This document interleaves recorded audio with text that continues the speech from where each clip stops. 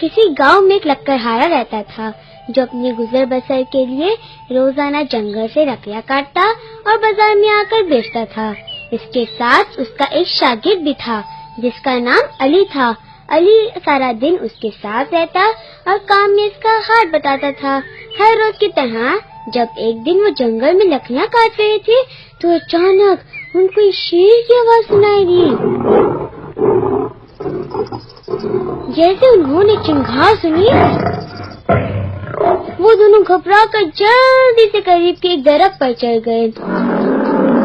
اچانک وہ کیا دیکھتے ہیں، ایک بہت بڑا شیر جو اپنے منہ میں ایک ہرن کو اٹھائے ہوئے تھا۔ قریب میں ایک درخت کے نیچے بیٹھ کر وہ اپنے شکار کیے ہوئے ہرن کو کھانے لگا۔ لکڑہارا اور اس کا شاگرد دم سادے درخت سے چمٹے رہے اور اس کو دیکھتے رہے۔ کافی دیر بعد جب شیر کا پیٹ بھر گیا تو بچے ہوئے ہرن کو وہاں چھوڑ کر چل دیا۔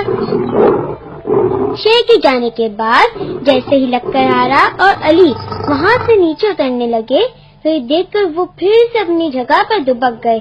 انہوں نے دیکھا کہ ایک زخمی لومڑی جو چل نہیں سکتی تھی گھسٹ گھسٹ کر اس بچے ہوئے ہرن کی طرف بڑھنے لگی۔ قریب پہنچ کر وہ ہرن سے اپنا پیٹ بھرنے لگی۔ ابھی لومڑی وہاں سے جانے ہی والی تھی تو کچھ اور چھوٹے جانور اس ہرن کو کھانے کے لیے پہنچ گئے۔ پھر پرندے اس سے لطف اندوز ہوئے اور آخر میں چھوٹے چھوٹے کیڑے مکوڑوں نے اسی ایک ہرن سے اپنا پیٹ بھرنا شروع کر دیا۔ اس تمام نظارے کو دیکھ کر لکڑہارے پر ایک عجیب سی کیفیت طاری ہو گئی۔ واہ میرے رب، تو اپنی مخلوق کو کبھی بھی بھوکا نہیں رکھتا اور ان کا رزق ان کے دروازے تک پہنچاتا ہے، ان کو بھی جو کچھ محنت کر کے کھانے کے قابل نہ ہو۔ واہ میرے رب۔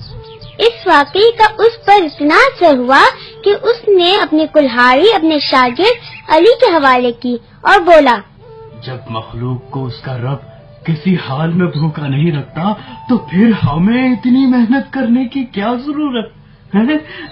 کیوں نہ ہم بھی آرام سے بیٹھ جائیں، اللہ ہمارا مقرر کیا ہوا رزق ہم تک پہنچاتا رہے گا اور ہم اپنی کٹیا میں بیٹھ کر اس کی عبادت کریں گے۔ دیکھو نا، جب وہ اس زخمی لومڑی کو اس کے گھر رزق پہنچاتا ہے تو مجھے یقین ہے اللہ ہمیں بھی بھوکا نہیں رکھے گا۔ اس کے بعد لکڑہارا اپنی کٹیا میں اللہ سے لو لگانے میں مصروف ہو گیا اور دنیا سے لا تعلقی اختیار کر لی، لیکن اس کے شاگرد نے محنت کی راہ اپنا لی اور استاد کی جگہ اب وہ لکڑیاں کاٹ کاٹ کر بازار میں بیچنے کے لیے لاتا۔ پہلے ہی دن جب وہ بازار میں کاٹی ہوئی لکڑیوں کو بیچنے کے لیے پہنچا تو ایک انتہائی مالدار شخص نے علی سے سب لکڑیاں خرید لی اور اس کی توقع سے بڑھ کر اس کو اجرت ادا کی اور علی کو ہدایت کی کہ آئندہ سے وہ جتنی بھی لکڑیاں کاٹے اسے میرے گودام میں پہنچا دیا کرے۔ اسی روز وہ خوش خوش اپنے استاد لکڑہارے کے گھر پہنچا اور اپنی آمدنی میں سے کچھ حصہ اس کے ہاتھ پر رکھا۔ علی نے استاد کے منع کرنے کے باوجود اس کو وہ رقم دے دی۔ استاد بہت خوش ہوا اور بولا، دیکھا آج میرا پہلا دن تھا اور کس طرح میرے پیارے رب نے میرا رزق مجھ تک پہنچا دیا۔ آپ فکر نہ کریں، اب آئندہ بھی میں ہر روز اپنی آمدنی کا ایک حصہ آپ کو برابر پہنچاتا رہوں گا۔ دن گزرتے گئے اور شاگرد کی آمدنی میں اضافہ ہونے لگا اور وہ نہ صرف اپنے استاد کو اس میں سے حصہ دیتا رہا بلکہ دوسرے غربا کے لیے بھی لنگر کا اہتمام شروع کر دیا۔ دوسری طرف استاد نے اس کو غیبی امداد سمجھتے ہوئے اپنے آپ کو دنیا سے مزید کنارہ کش کر لیا۔ ایک روز شاگرد اپنے استاد کے ہاں پہنچا اور اس کو اس بات کی دعوت دی کہ وہ اس کے ساتھ جا کر اس کے نئے گھر کا افتتاح کرے۔ یہ سن کر استاد بہت خوش ہوا اور اسے دعائیں دیتے ہوئے اس کے ساتھ چل دیا۔ گھر پہنچ کر جب استاد نے اپنے شاگرد کا اتنا شاندار گھر دیکھا تو وہ حیران رہ گیا۔ ارے اتنا شاندار گھر اور یہ اتنا بڑا لنگر، یہ کیسے ہوا؟ ارے استاد، یہ سب آپ کی تعلیم اور اس کلہاڑی کی بدولت ہے جو اللہ نے مجھے اتنا شاندار گھر عطا کیا۔ گھر واپس آ کر استاد بہت پریشان ہوا اور بڑبڑانے لگا۔ میں نے آخر اس کو اپنی کلہاڑی کیوں دی تھی؟ آج اگر وہ کلہاڑی میرے پاس ہوتی تو یقیناً میں بھی ایسا ہی شاندار گھر بنا لیتا۔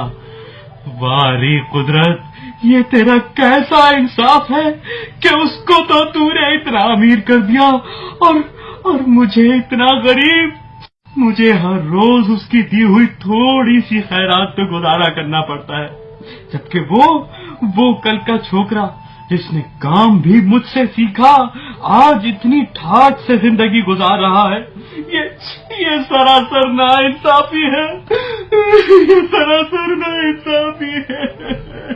جب اس کی آو بکا بہت بڑھی تو غیب سے ایک آواز آئی، تو نے لومڑی سے متاثر ہو کر اپنے لیے جو راہ چنی تھی وہ رزق تو تجھے بلا ناغہ ملتا رہا، لیکن تیرے اس شاگرد نے لومڑی کے بجائے شیر سے سبق لیا، نہ صرف اپنے کھانے کا انتظام کیا بلکہ تجھے اور تجھ جیسے بہت سارے دوسرے افراد کے لیے بھی رزق کی فراہمی کا سبب بنتا رہا۔ اب تو بتا، تیری شکایت جائز ہے یا غلط؟ پیارے بچوں، اوپر والا ہاتھ ہمیشہ نیچے والے ہاتھ سے بہتر ہوتا ہے۔ ایک مضبوط اور خوشحال مسلمان جو دوسروں کی مدد کر سکے زیادہ اجر کا مستحق ہے۔ ہم سب کو شیر بن کر زندہ رہنا ہوگا تاکہ اپنے سے کمزوروں کا بھی ہم سہارا بن سکیں۔